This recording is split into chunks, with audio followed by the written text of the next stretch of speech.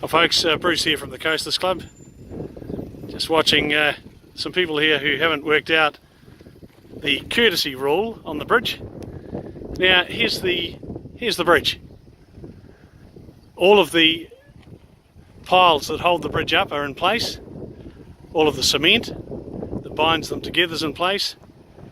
At the other end they're now putting in place the beams, and they're about probably, they'll be 20% across. So 2 or 3 cranes here belonging to Daniel Smith Industries. Fulton Hogan are the principal contractor here, and they've done a wonderful job.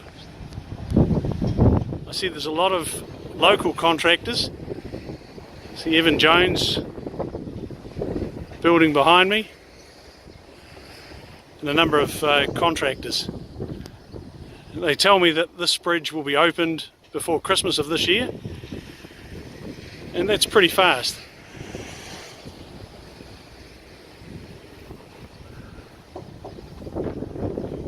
So look at the traffic, just constant over the bridge.